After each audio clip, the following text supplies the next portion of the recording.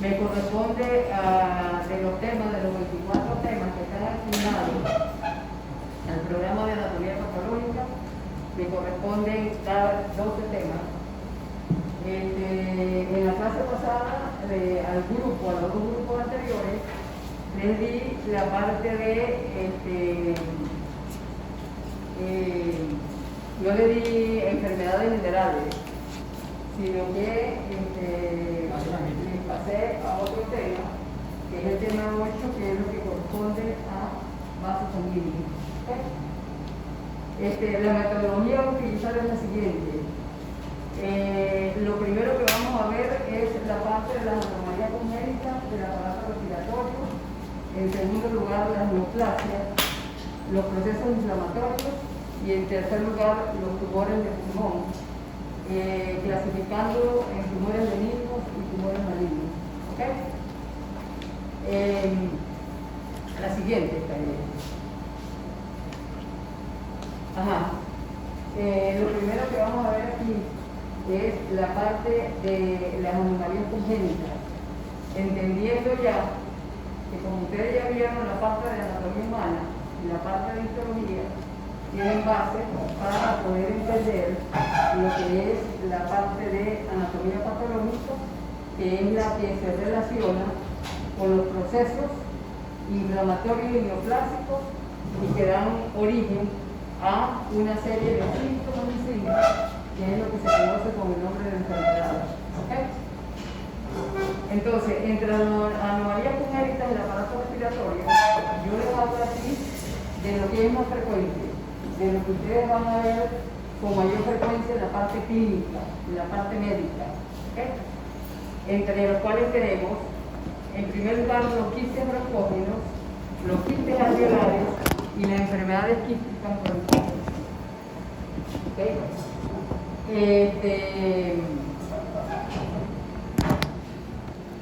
Rosales, dígame cómo está constituido el aparato respiratorio.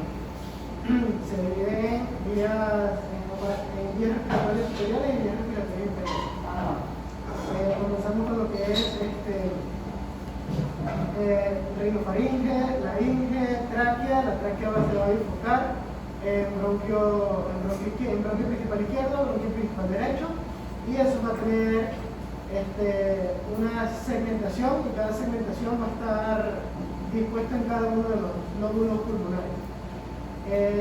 Después que pasa a bronquiolos secundarios, vienen los bronquiolos, y terminaríamos en lo que son los bronquiolos respiratorios, que es donde se produce el intercambio gaseoso. Y del bronquiolo terminal hacia la pared viene ¿qué? La parte más periférica del pulmón, los alveolos pulmonares. ¿Ok? Entonces, esto es, a grosso modo, lo que es cómo está constituido el aparato respiratorio. Lo que está constituido el aparato respiratorio. Cuando tú hablas de bronquiolo terminal, eso lo vamos a ver posteriormente, son los cambios que se producen a nivel del bronquiolo terminal, y es lo que se conoce con el nombre. Allí va a estar descrita o aceptada una patología del pulmón, que es lo que se conoce con el nombre de enfisema pulmonar. Más allá del bronquiolo terminal, ese es el terminal. Entonces tenemos aquí los quistes broncógenos, los quistes alveolares y las enfermedades quísticas broncógenas. Tenemos el pulmón derecho y el pulmón izquierdo, y el pulmón está recubierto con una membrana que se conoce con el nombre de pleura. ¿Okay? Entonces, en la pleura tenemos dos tipos, la pleura parietal y la pleura visceral. ¿Okay? La siguiente, Luis. Quistes broncógenos son poco frecuentes, se dilatan lentamente en el curso de los años, pueden ser únicos o múltiples, el tamaño es variable, y en una gran cantidad de casos puede ser asociado a quistes del páncreas, produciéndose la enfermedad quística del páncreas. Hay quistes de páncreas, de hígado, de riñones, y se cree que resultan de la separación de nidos de células epiteliales en la embriogénesis de las vías aéreas o de dilatación de bronquios malformados. y ocurre en cualquier sitio de los pulmones. ¿Por qué esto es importante saberlo? ¿Por qué? Porque mientras que los quistes estén pequeños, ellos no van a dar ninguna sintomatología. Cuando el quiste aumenta de tamaño, esto va a traer como consecuencia que a veces ellos haya desplazamiento de estructuras vecinas, y entonces el paciente presenta clínica caracterizada por qué? De picadura. Una lesión pulmonar de espacio. Ajá, una presión pulmonar del espacio, el pulmón que te produce desde el punto de vista clínico. Dinea, que quiere decir dificultad para respirar. ¿Qué más? Dolor torácico, ¿qué más?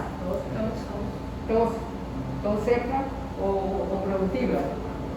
¿Qué más? Dolor torácico. Ah, Dolor torácico. dolor torácico, ya dijeron. ¿Qué más? Cuando hay una alteración en el transporte de oxígeno, el paciente que presenta cianosis distal. Cuando yo hablo de cianosis distal, estoy hablando de cianosis a nivel de los labios y cianosis a nivel de las uñas.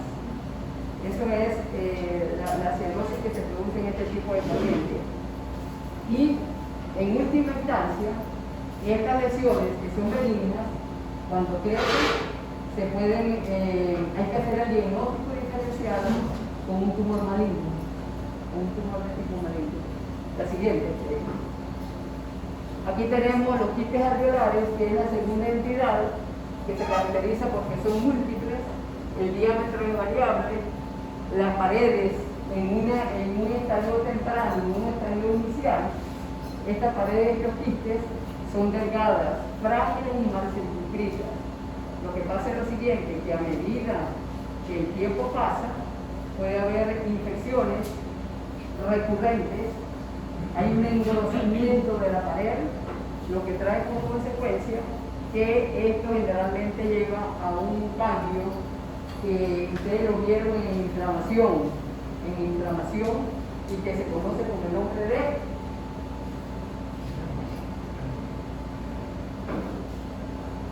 ¿Cómo es la pregunta? cuando un quiste, o sea, inicialmente las paredes son así, pero generalmente como son pacientes que tienen infecciones recurrentes pulmonares, pueden tener o no pueden tener. Generalmente el organismo se defiende como ¿qué? Fibrosis. Eso. Generalmente hay una forma de reaccionar al organismo que se conoce por el nombre de fibrosis, y estas infecciones recurrentes crónicas se pueden llevar también a una proliferación de qué tipo de microorganismos se puede llevar aquí. Hablamos de inflamación, yo estoy viendo inflamación. En la inflamación crónica se caracteriza por qué tipo de células. ¿La qué?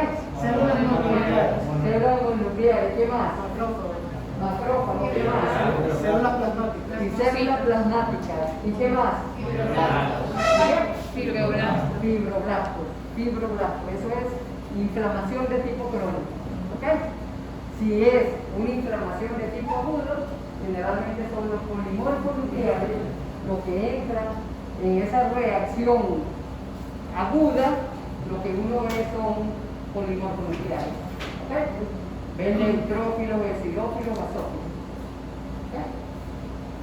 Ajá, habitualmente están a nivel de los lóbulos superiores.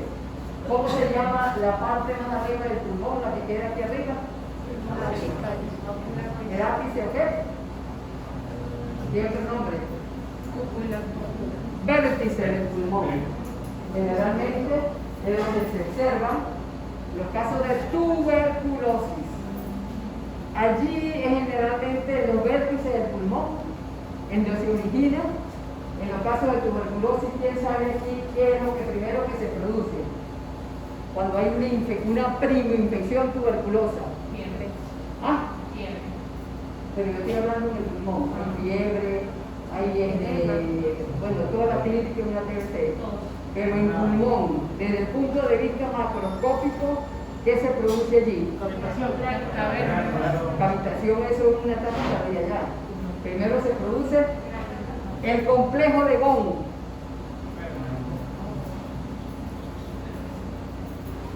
Eso se llama primoinfección tuberculosa. La cavitación se produce generalmente en una etapa avanzada y cuando se disemina a través del organismo la tuberculosis, ¿cómo se llama? ¿Tuberculosis qué? Pero, no, sistémica, pero ¿qué más? ¿Hay otro término? Extrapulmonar. Tuberculosis miliar. Miliar se llama eso. ¿Ok? Eso es, se ven los granulomas caseificados, porque lo característico de la tuberculosis es que se produce caseificación de los granulomas. Es la única entidad clínica médica que produce caseificación.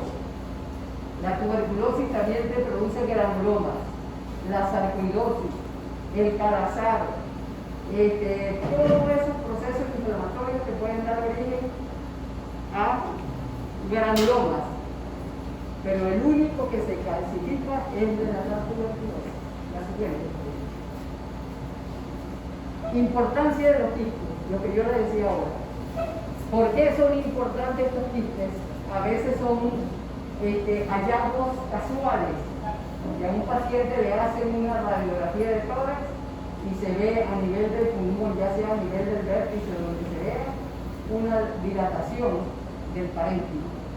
¿Por qué son importantes? Primero, porque producen compresión o desplazamiento de segmentos tumorales, trayendo como consecuencia disminución de la capacidad vital y por ende te conlleva a un proceso de insuficiencia respiratoria. En segundo lugar, ¿por qué? Porque recuerden que esas son estructuras anormales que se pueden dilatar y a medida que ellos se dilatan, brindan un terreno fértil para la infección bacteriana, originando la formación de abscesos, originando las fístulas broncopulmonares y originando el empiema. ¿El empiema qué es? Pus. Eso es pus, es una corrección de pus a nivel del pulmón. ¿Ok? ¿Qué entidades clínicas te pueden llevar a un empiema, Rosales? Una neumonía me puede generar un empiema. Una neumonía puede generar. ¿Qué más? Hay un joven que se llama aquí Daniel, diga Daniel. Un joven. Hay muchos que se llaman No, el primer grupo hay uno que se llama Daniel. Daniel Araujo, ¿no es? Hay un Daniel en cada grupo. ¿La qué? Hay un Daniel en cada grupo. No, Daniel y Andrea, sí, yo. ¿Y Andrea también? No. Hay uno. En el primer grupo hay uno que se llama Andrea. Hay uno que se llama Emmanuel, del primer grupo, otro que se llama Jordi, otro que se llama de apellido Bertinato, y otro que se llama Rogelio, ¿cómo que es? Alarcón. Ajá. Otro que se llama Ya se lo sabe casi todo. otro que se llama Imaní. Ilimay. A ver, cuenta aquí. Esta muchacha es. Sí.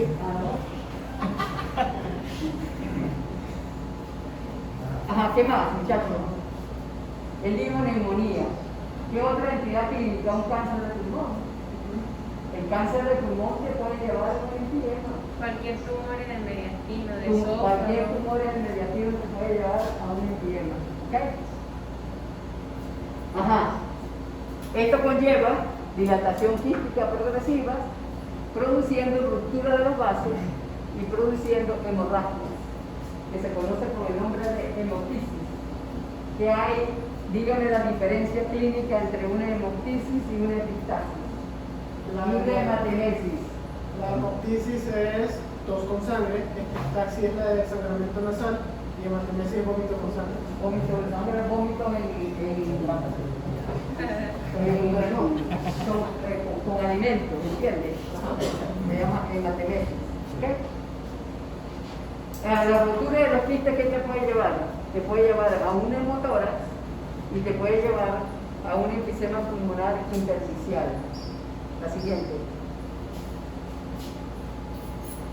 Hay un término clínico que ustedes lo van a ver de ahora en adelante en clínica, cuando estén mañana en el hospital, cuando estén en el medio lugar, que es lo que se conoce como nombre de atelectasia.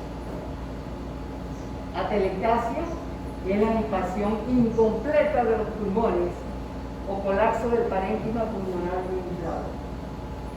¿Dónde es muy frecuente? En los pacientes recién nacidos, en los pacientes neonatos, en los pacientes donde no sea maduración mayor. ¿qué? Donde no hay maduración mayor. Donde no hay maduración pulmonar. ¿Cómo se llama eso? ¿Un término?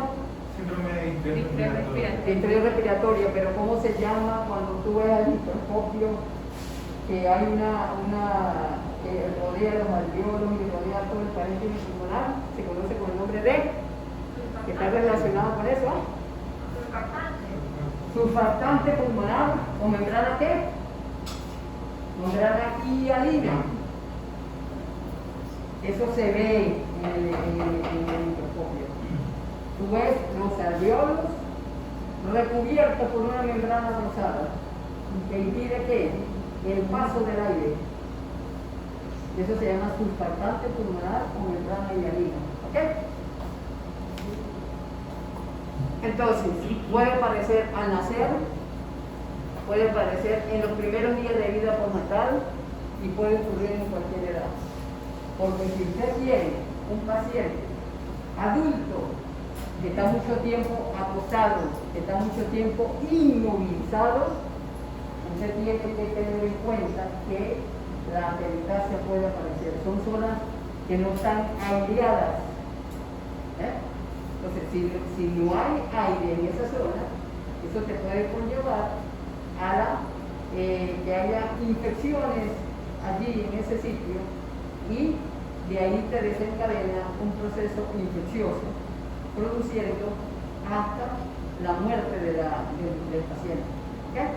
Y los pacientes que están en la UCI, por eso que ustedes cuando tienen pacientes allá, o tienen familiares, o tienen lo que sea, que tienen que tratar de movilizar esos pacientes para evitar este proceso.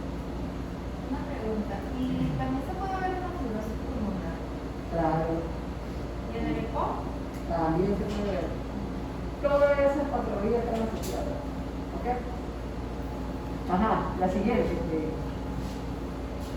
Ahí, en la entidad clínica, atelectasia neonatal. Dime qué es un neonato. ¿Hasta qué edad? Desde que nace hasta qué? ¿Hasta qué? 28 días. Hasta los 28 días es un neonato. ¿Ok? Ese es un neonato. Usted va a estar viendo. Porque tenemos parcial la semana que viene. El día anterior. Ah, no es. Ahí tiene. Ajá. Atelectasia neonatal se divide en primaria congénita, que son los niños, el paciente que está en sala de parto, un paciente que tenga patología, puede tener una atelectasia. Primero, los pacientes prematuros y los pacientes que tienen mucho tiempo también. ¿Ok? Ajá, ¿qué más? Trabajo de parto prolongados. ¿Qué más? Circular de cordón. Circular de cordón, en donde el trabajo de parto es muy traumático, muy prolongado. Y desgraciadamente, esos pacientes tienen un sufrimiento fetal inútero. ¿Por qué? ¿Por qué tienen sufrimiento fetal? Porque ellos hacen broncoaspiración de líquido amniótico, y cuando esos pacientes nacen con dificultad respiratoria. Ya, dificultad respiratoria. Y entonces, Francis, ella va a hacer ginecostetra, ¿ok? Y entonces ella cuando atiende el parto, dígame cómo valora usted un recién nacido. ¿Cómo se llama eso? Cuando usted lo valora, que tiene el color de la piel, el llanto. ¿Cómo se llama? El alga, que son 5 parámetros. 2 puntos para cada parámetro, que son coloración de la piel, la forma de respirar, si el llanto es fuerte, si tiene los reflejos bien, y el muchachito cuando usted lo flexiona, lo coloca en la cama y se estira, se despierta, eso se llama el alga. ¿Okay? Entonces, cuando un niño nace con un problema de broncoaspiración de líquido amniótico, jamás en la vida ustedes van a esperar que ese niño va a respirar bien, porque su madre lo tiene todo de líquido amniótico. ¿Okay? Y esa es la primaria, la congénita, cuando el niño nace. Y en la secundaria es la que aparece posteriormente en los días subsiguientes al nacimiento de ese niño. ¿Por qué? ¿En qué casos? ¿Infecciones de qué tipo? En ellos es muy frecuente. O en la mamá, que sufrió qué? Infecciones urinarias a repetición. Las pacientes que están embarazadas y tienen infecciones urinarias son pacientes generalmente que esos niños tienen problemas al nacer. La gran mayoría. ¿Ok? Entonces, Pero son unas infecciones complicadas, porque la mayoría de las embarazadas sufren infecciones urinarias. sí, es un urinario, pero hay algunas que las tratan y otras que no. ¿Ok? También depende, ¿de qué depende? Primero de la condición socioeconómica de la paciente. Porque no es lo mismo una paciente que tenga dinero y que tenga posición económica que vaya a dar alta en una clínica que una que vaya a dar alta en el hospital. O que dé en el medio rural con una tomatrona, pero todavía eso se ve. ¿Okay? Entonces, eso influye en muchos parámetros.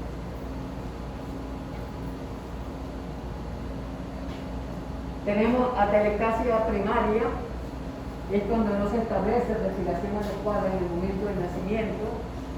Debe buscarse las causas de la existencia, la etiología. ¿Qué es etiología usted? ¿Cómo se llama usted? Alejandra. ¿Qué es etiología? Es la causa de las enfermedades. La causa de la enfermedad. ¿Qué patogenia? Es el mecanismo fisiopatológico a través del cual se da la enfermedad. La enfermedad. ¿Cómo se manifiesta la enfermedad? Con signos, síntomas, tiene una evolución en el tiempo y una resolución. ¿Qué es un signo? Un signo es lo que nosotros como profesionales identificamos en el paciente para diagnosticar la enfermedad, mientras que el síntoma es lo que refiere el paciente que siente. Y usted no lo puede, sí se puede cuantificar, o sea, el paciente me dice yo tengo fiebre y usted no toque, está caliente, ¿ok? Y con el termómetro usted verifica eso, ¿ok? Es por lo menos como la ictericia. ¿Qué es la ictericia, muchachos? La coloración amarillenta de las Piel de las mucosas, mucosas. Causas de ictericia. hiperbilirubinemia, hepatitis, ¿La qué? La hepatitis. ¿Qué más? hiperbilirubinemia, ¿Qué más? Anemia. ¿Qué más? Hemocromatosis. hemocromatosis. ¿Qué más? Cirrosis hepática. ¿Cuántos tipos de cirrosis hepática conocen ustedes? Cirrosis alcohólica, no alcohólica, Ajá. La cirrosis biliar, la cirrosis biliar. ¿ok? Y se manifiesta en el hígado en forma de nódulos. La cirrosis hepática micronodular, que es la que está en relación con el alcoholismo, y la cirrosis hepática macronodular. ¿Ok? todas las otras características que están incluyendo en aquel hígado. ¿Ok? Bueno, creo que todas las patologías de hígado pueden causar ictericia. Todas las patologías. Menos, creo que la tosis hepática no. ¿Y cuál es la que no se produce? En el niño. En el niño, vamos a hablar de pediatría. ¿Cómo se llaman los síndromes? Cuando hay alteración de la conjugación y bilirrubina directa e indirecta. ¿Cómo se llama? El síndrome de Crigler-Najjar, el derrotador. ¿Ok? Cuando hay alteración en la conjugación del bilirrubina. Entonces, hablamos de etiología. Características de los prematuros. La anoxia intrauterina depende de qué? De que hay una hemorragia retroplacentaria, de que haya un desprendimiento prematuro de placenta, haya un ensortijamiento del cordón umbilical y haya una circular de cordón. Las circulares del cordón, ¿qué características tienen? Que pueden ser únicas, una sola, puede ser pobre, puede ser múltiple. ¿Okay? Entonces, en la gran mayoría de los casos, esto te produce en el paciente, si la dejan parir, un trabajo de parte traumática, en la que la mayoría de los pacientes, esos pacientes, en la gran mayoría fallecen, o si no van a ser asmáticos durante toda la vida. ¿Okay? Porque el parénquima pulmonar es así.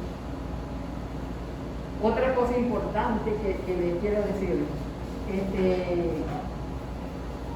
¿qué diferencia hay desde el punto de vista macroscópico del pulmón entre una atelectasia y un enfisema pulmonar?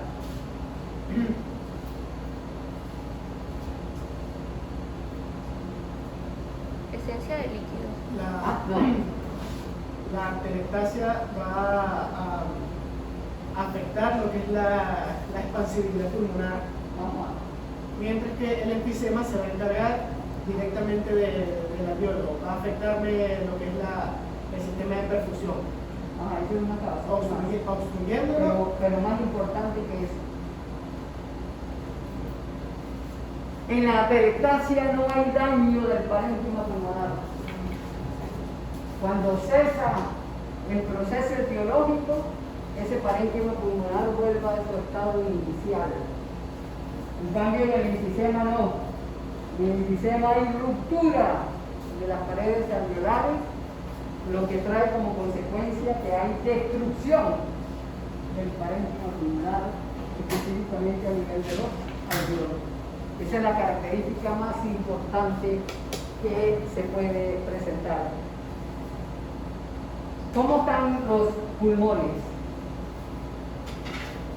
¿Has visto la ecografía en niños? No. El examen macroscópico de los pulmones es un pulmón colapsado, porque esa atelectasia no deja que ese aire llegue para allá al final. El pulmón se colapsa. El color es azul rojo. Azul, las zonas que están, y el rojo, las zonas que están aireadas. No presenta crepitación. ¿Qué creen ustedes que es crepitación? Un sonido respiratorio patológico. ¿De qué? Sonido respiratorio patológico. No, pero el paciente está muerto. El paciente se murió. Cuando ustedes agarran los pulmones con guantes y comprimen así, hay un chasquido. Cuando hay una atelectasia, eso es en un pulmón que no tenga atelectasia. Cuando hay atelectasia, eso no suena nada, porque no hay aire. ¿Okay? Son blandos, consistencia semejante al caucho y no flotan en el agua. Eso lo hace uno, cuando yo hacía la producción, uno coloca un envase con agua, corta un fragmento del pulmón, lo introduce en el agua. Si el pulmón se va abajo, quiere decir? Que Que no hay oxígeno, el niño no respiró. Cuando sube, cuando flota a la superficie, es que el niño respiró. Y esta prueba es muy importante desde el punto de vista forense, desde el punto de vista legal, porque generalmente en los casos de infanticidio, que la madre desgraciadamente no tiene al niño, no sé, lo mata. Entonces eso es para saber si ella lo hizo cuando el niño estaba vivo o ya había fallecido. Eso lo hacen en la protección. Colocan, esa es una prueba que se llama la prueba de la salimosis. ¿Okay? La siguiente. Atelectasia secundaria. La atelectasia secundaria, como su nombre lo indica, es secundaria a cualquier patología que te afecte el pulmón. Un paciente con una neumonía te puede llevar a eso. Un paciente con un tumor a nivel del parénquima pulmonar que esté ubicado a nivel de los bronquios centrales o a nivel de la periferia. ¿Cómo sabes tú cuando es a nivel del tipo histológico? Cuando está a nivel central, generalmente son carcinomas epidermoides. Cuando está al lado de la periferia, son adenocarcinomas epidermoides. Porque recuerden que en medicina, usted pregunta al paciente, usted observa la placa, usted observa la tomografía, observa la resonancia y usted ubica el sitio exacto de la zona y le da una idea, si usted está bien preparado, más o menos, del tipo de cáncer que ese paciente tiene. ¿Okay? Entonces, atelectasia secundaria, ya le dije de todo lo que te produce alteración a nivel del pulmón que puede conllevar a una atelectasia secundaria. ¿Cuáles son? Se presentan niños que han respirado a los días. Ustedes ven que los niños tienen un agua bien, respiraron, comieron, se alimentaron, pero a los días el paciente presenta, amanece, anochece, lo que sea, con un problema de tipo respiratorio, que es una atelectasia secundaria. ¿Cuál es la causa más frecuente, Alejandra, que llama usted? Alejandra. Ajá. De atelectasia secundaria. Ajá. Y los niñitos así cuando el paciente nace bien, que le hacen la revisión, todo eso, que le cortan el cordón. ¿A cuántos centímetros le cortan el cordón a los niños? Muchachos. ¿Ah? Cuando le hacen, ¿a cuánto? A 10 centímetros. Es la distancia que hace el corte del cordón umbilical. ¿Ok? Entonces, Alejandra le nació el muchachito bien, pero resulta que el muchachito empezó con problemas respiratorios. ¿Cuál es la primera causa de eso?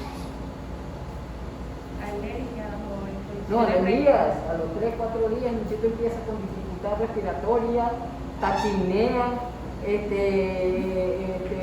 aumento de la frecuencia cardíaca, cianosis vital. aspiración ¿Qué más hay en los procesos respiratorios del pulmón?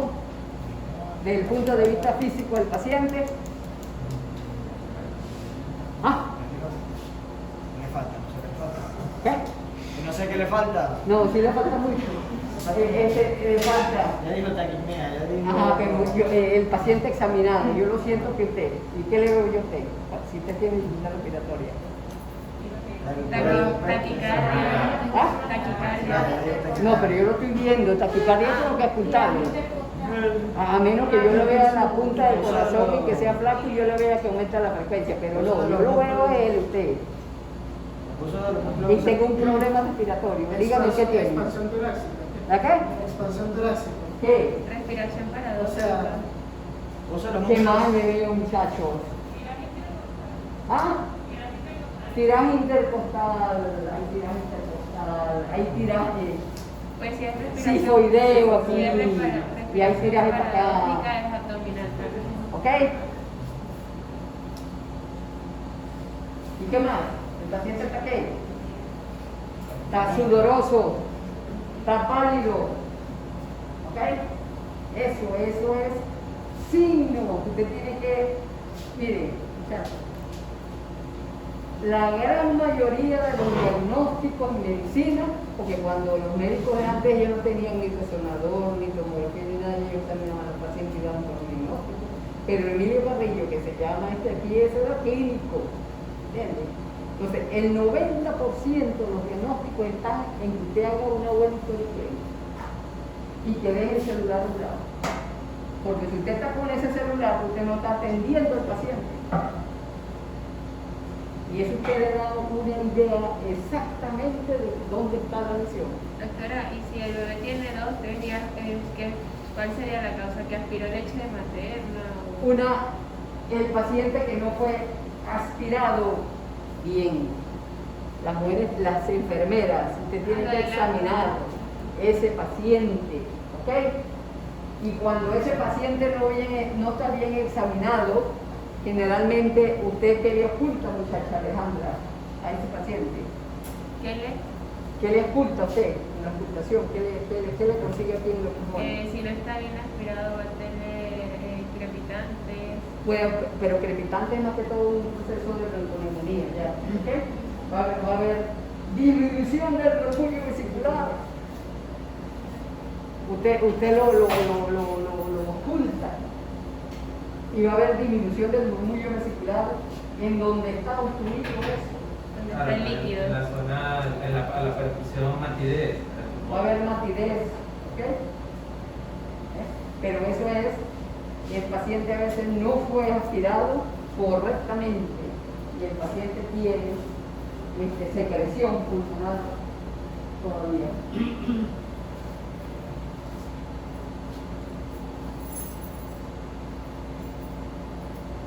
Doctora, En los pacientes que están en la unidad de cuidados intensivos, ¿qué hay?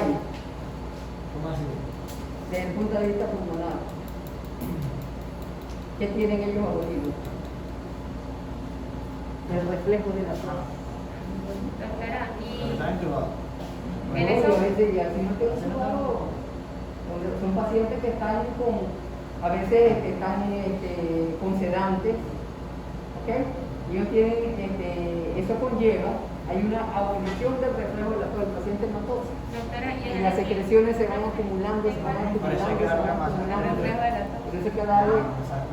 masaje. ¿Qué pasó? En los pacientes, en los bebecitos que estaban mal aspirados, ¿en ellos va a haber disminución de la expansibilidad o no es tan...? Puede haber, Puede depende haber. de la cantidad de secreción que yo tenga. ¿Ok? Ajá. Puede aparecer cuando el niño ha aspirado líquido amniótico o de sangre suficiente para bronquiar los bronquiolos terminales y los conductos alveolares. Se presenta en los primeros días o semanas de vida extrauterina. ¿Ok? Y en el caso de los niños que la desarrollan por la infección urinaria materna a repetición, ¿el cuadro clínico se presenta como una neumonía o como qué tipo de...? Puede ser como una bronconeumonía o como una neumonía, dependiendo desde el punto de vista radiológico. ¿Ok? En una bronconeumonía, ¿qué ve usted? En una Desde el punto de vista radiológico. podemos ver que se pierden los ángulos postdiafragmáticos, vamos a ver congestión a nivel de los bronquios, densidad en los espacios aéreos, Generalmente dilatación de algunas hay en la radiografía hay puntillado blanquecino del área donde está la bronconeumonía. Cuando es neumonía hay un foco de consolidación, ¿ok? Ya sea del lado derecho o del lado izquierdo. Y cuando tú dices que hay borramiento del ángulo postdiafragmático, más que todo eso se observa en los casos de derrame pleural, ¿ok? En derrame pleural se observa borramiento de los ángulos postdiafragmáticos. Lo siguiente, el examen macroscópico de un tumor de un paciente de unos pulmones con atelectasia secundaria, generalmente la superficie pleural es moteada, el azul rojo es las áreas deprimidas y el rosa a gris son las áreas que tienen aire. La atelectasia puede ser obstructiva y compresiva. Depende de donde esté el tapón de moco, de sangre, donde esté la neumonía, donde esté la bronconeumonía, donde esté todo. Atelectasia obstructiva, cuando hay una obstrucción completa de la vía aérea, cuando hay resorción del oxígeno atrapado en los alveolos distales y hay colapso pulmonar. En la atelectasia compresiva, cuando yo hablo de compresión, generalmente estoy hablando de causas que están fuera de esto, como son, resulta cuando la cavidad pleural está ocupada parcial o totalmente por exudado, por líquido, tumor, coágulo sanguíneo, un neumotórax, producido por qué? Generalmente por herida por arma blanca, donde se produce un neumotórax, que es un sistema de tipo intersticial. Y esto te conlleva a elevación del diafragma, en los casos de qué? En los pacientes que tienen una peritonitis, en los pacientes que tienen un acceso subdiafragmático o en los pacientes que tienen una carcinoma peritoneal. Entonces, aquí en este caso, en la peritonitis, por todas las causas que te producen peritonitis, vamos a ver causas que producen peritonitis, biología. ¿Cómo se llama usted? César Serrano. César Las causas médicas de la La peritonitis. La perforación del apéndice, proceso infeccioso a nivel de cualquiera de las vísceras que se encuentran en la cavidad peritoneal, perforación al momento del útero cuando van a ser uretano delgado. No me recuerdo. La peritonitis va a depender también de su clasificación, de su etiología, porque tenemos peritonitis primaria, peritonitis secundaria, peritonitis terciaria. La peritonitis primaria es la famosa peritonitis bacteriana espontánea. La peritonitis secundaria es por las causas que está diciendo César, perforación, agentes infecciosos, traumas, etc. Y existe una peritonitis terciaria, bueno, la literatura la describe, que si no me equivoco es una peritonitis por tuberculosis, por TBC, mejor dicho. Por tuberculosis, puede ser porque O también. granulomatosa. ¿Qué más? Por asitis puede ser cuando se infecta el líquido así, el líquido que se encuentra en la cavidad peritoneal infecta la pared, el peritoneo parental y puede causar peritonitis. En patología de colon, estoy hablando de colon. ¿Cuál es la causa más frecuente? Cuadros obstructivos de colon, producidos por qué? Por invaginaciones, producidos por cólulo, producidos por torsión, producidos por cáncer. Entonces, por eso es que a nosotros nos exigen hasta dónde llega, por lo menos en un caso de cáncer de colon, la infiltración del tumor. Si infiltra la pared, perfora la pared, porque eso te da a ti una idea de que es un paciente que puede haber sufrido un proceso infeccioso a nivel del peritoneo, que tiene una peritonitis focalizada o generalizada. Cuando yo hablo de carcinomatosis peritoneal, estoy hablando de múltiples focos a nivel del peritoneo. Parece imposible de disecarlo a uno en el momento de la necrosis. Cuando yo estaba en Maracaibo, murió una enfermera que era de aquí de este hospital y ella murió de un cáncer y yo no pude separar el intestino ni nada, eso es un solo bloque. ¿Okay? Eso es lo que se conoce con el nombre de carcinomatosis peritoneal. Vi como 2 casos solamente. ¿Okay? Entonces, en la clínica depende de la causa que la produzca, de la gente etiología. Y generalmente eso depende, el acceso subdiafragmático, ¿qué tipo de acceso a nivel de hígado, muchachos? frecuente. mediano. El acceso hepático a mediano es muy frecuente este tipo de patología también. La siguiente. Atelectasia por compresión se observa en el asma bronquial, en la bronquitis crónica, la bronquiectasia, los estados pooperatorios, inyección de cuerpos extraños, la insuficiencia cardíaca que produce hidrotórax, los derrames neoplásicos en cavidad peritoneal, la ruptura del aneurisma aórtico y de motores espontáneos provocados. Todo eso te va a conllevar generalmente a focos de atelectasia por compresión. ¿Okay? Entonces aquí por lo menos, ¿qué es bronquiectasia? Bronquiectasia. Creo que es colapso de los bronquios, ¿no? Eso es dilatación de los bronquiolos, dilatación excesiva. Cuando uno hace una necropsia ya, no sé si han visto, te coloca la tijera a través de la tráquea, bronquio derecho, bronquio izquierdo. Usted no llega hasta los alvéolos en la punta, en un pulmón que no tenga atelectasia. Llega hasta 1 centímetro solamente de la pared. Cuando es un pulmón que tiene bronquiectasia, generalmente eso llega hasta la periferia del pulmón. ¿Por qué? Porque los bronquios están dilatados. Dilatados. ¿Okay? Clínica, tos intensa, expectoración maloliente, disnea, ortopnea, fiebre e infección. La siguiente. Ya terminamos con la parte de atelectasia. Vamos a ver otro tema, otra parte del pulmón que es muy frecuente y es lo que se conoce con el nombre de neumonía bacteriana. La invasión bacteriana del parénquima pulmonar provoca consolidación oxidativa de la víscera, lo que te conlleva a una neumonía bacteriana.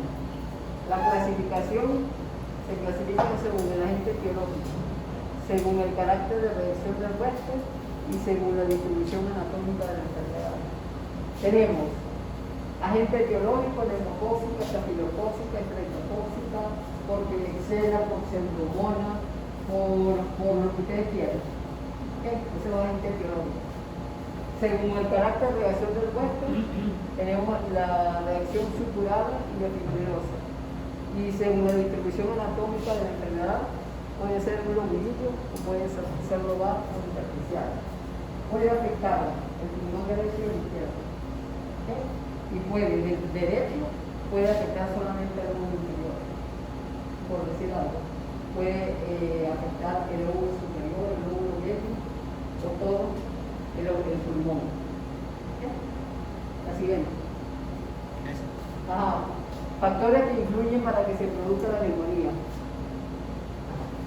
Cuando hay pérdida o desaparición del refreno de la tos, en los pacientes que están en coma, en los pacientes que están en quirófano, anestesiados, generalmente los pacientes que están en la UCI, ¿okay? Esto aparece, desaparece y generalmente conlleva a que se produzca la neumonía. Lesión del aparato mucociliar, cigarrillo, inhalación de gas. El epitelio, histología. El epitelio, ¿cómo se llama? Jesús, dígame histológicamente cuál es el epitelio que reviste el parénquima pulmonar. El de la tráquea es cilíndrico-ciliado. Ajá. Y ya el de los bronquios, o sea, ya el de la barrera muscular, llega a ser plana, simple plana. Pero te faltó algo. Pero claro no. El epitelio del pulmón es un epitelio que pseudoestratificado, cilíndrico ciliado, con células caliciformes. con células abundantes, células caliciformes. Que estas células desaparecen cuando el individuo fuma y eso no se vuelve a regenerar jamás. Y ustedes ya vieron lo que es una lesión reversible. Díganme, Jesús, ¿qué es una lesión reversible? ¿Ellos vieron eso? La lesión reversible es la que la célula tiene capacidad de regenerar, y una lesión irreversible es cuando ya la célula no se puede regenerar.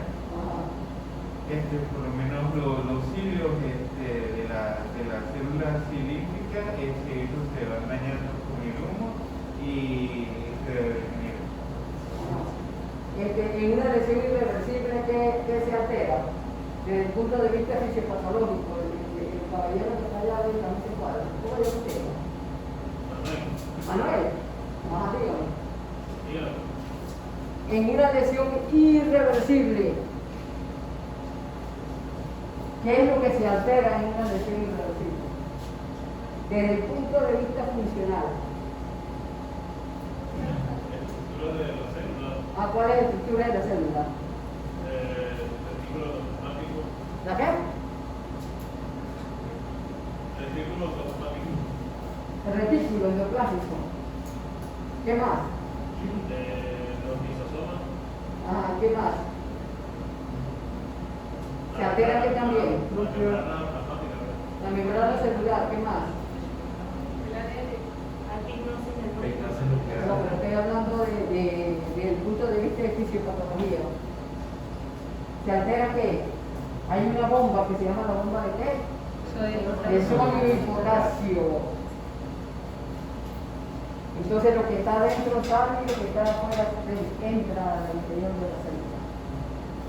Eso se conoce con el nombre de qué? De ciclo de Krebs. Y Piñero está fresco porque eso lo conocí en la clase pasada.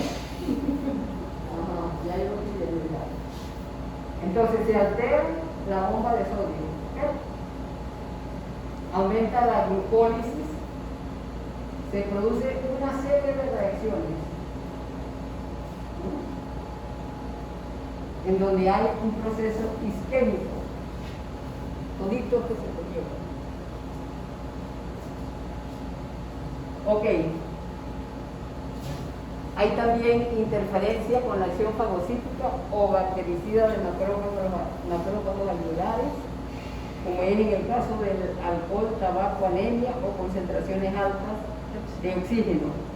Por eso es que ustedes, a los pacientes cuando están allá en terapia intensiva, el médico le dice, colóquenle 5 litros por minuto. No le pueden colocar 20, porque el oxígeno también es vital.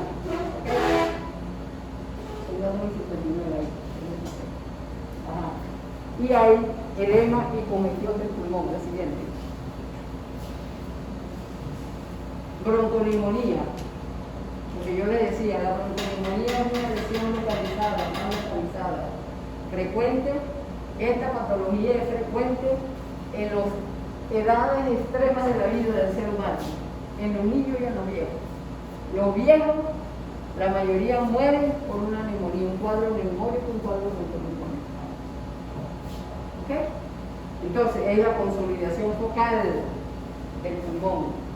Aparece en ambos extremos de la vida y puede ser producida por el estafilococo, streptococo, neumococo, hemophilus influenzae, pseudomonas, colobacilo. La siguiente. Clínica, fiebre, tos, exploración de inhibición. Complicación. Puede conllevar a la presencia de accesos pulmonares, diseminación a la cavidad pleural, que es lo que se nos conoce como el edema, diseminación a la cavidad pericardia, producción de una pericarditis supurada, y puede dar origen a una bacteriemia, ¿o qué? Otro nombre de la bacteriemia. Una sepsis. Una sepsis es la presencia de bacterias, de bacilos, de lo que sea, a nivel de la sangre. ¿Ok? Y Manuel, un paciente está en la UCI y el paciente se murió por un cuadro séptico y usted es el que le va a firmar el certificado de función. ¿Cómo firma usted ese certificado de función?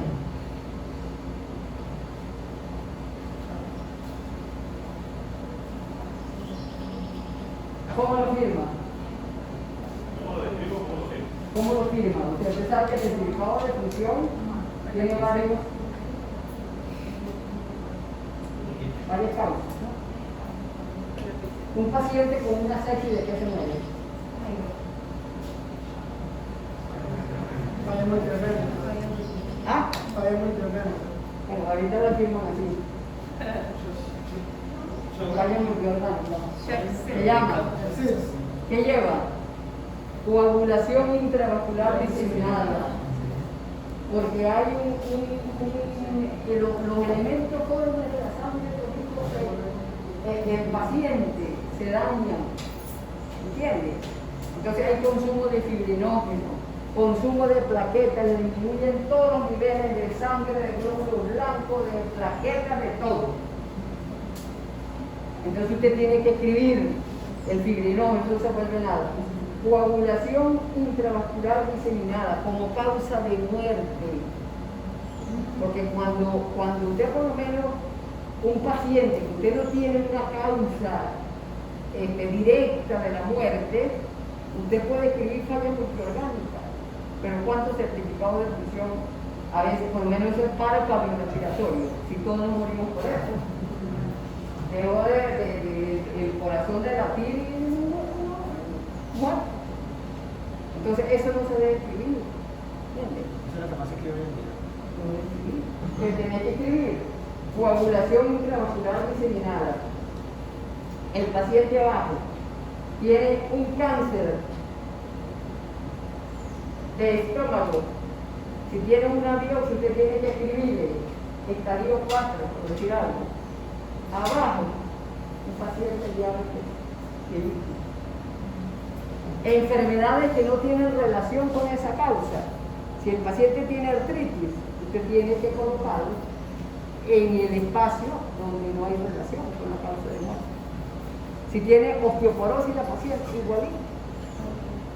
Lo que no tiene relación, usted tiene que colocarlo acá. Pero llenen eso bien.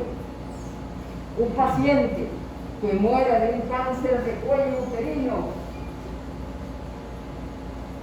ese paciente puede morir de un cuadro séptico, puede morir de una insuficiencia renal crónica.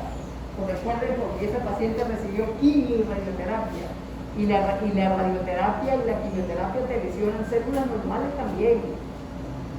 O sea, no destruyen puras células de cáncer, sino que producen alteraciones a nivel de los órganos adyacentes. Y ese paciente muere por una insuficiencia renal crónica, puede morir por metástasis a pulmón, a cerebro, y el paciente puede hacer una enfermedad cerebrovascular, porque se fueron trombos para acá, para la cabeza. ¿Okay? Puede morir por una insuficiencia renal, porque la radioterapia le lesionó los ureteres. Y eso produce también insuficiencia renal. El cuadro neoplásico le obstruyó la vejiga. ¿Y qué trae como consecuencia la vejiga? Que no hay salida completa de la orina, y esto trae como consecuencia a nivel de riñón de una hidronefrosis. Y el paciente murió por una insuficiencia renal. Causa de muerte primero.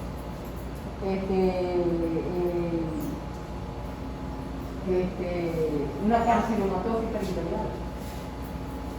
¿Entienden? Carcinomatosis peritoneal, cáncer de cuello uterino, paciente diabética e hipertensa. La hipertensión te llevó esto. Esa es la secuencia que ustedes tienen que utilizar. Me hacen el favor de pasar una lista ya. Yo sé que ustedes tienen Neruda. ¿Usted es Alejandra qué? Sosa. ¿Usted se llama? Una lista estricta. No, escríbame ahí los nombres ahí, porque yo tengo que llenar allá a ver quién vive y quién vive. A ver, por favor.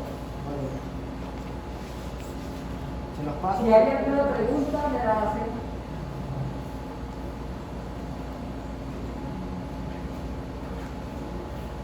Recuerden siempre, estudien medicina haciendo diagnóstico diferencial. ¿Ok? Diagnóstico diferencial. Y la única forma que ustedes aprendan es que ustedes hagan una buena historia clínica, un buen examen físico del paciente, y de una vez, cuando usted ingrese a ese paciente con la clínica que usted tiene, ya tiene que tener mentalmente un diagnóstico de ese paciente. que lo irá a comprobar o lo irá a descartar con los exámenes complementarios, con la tomografía, con la radiografía de todas, con lo que sea. ¿Ok?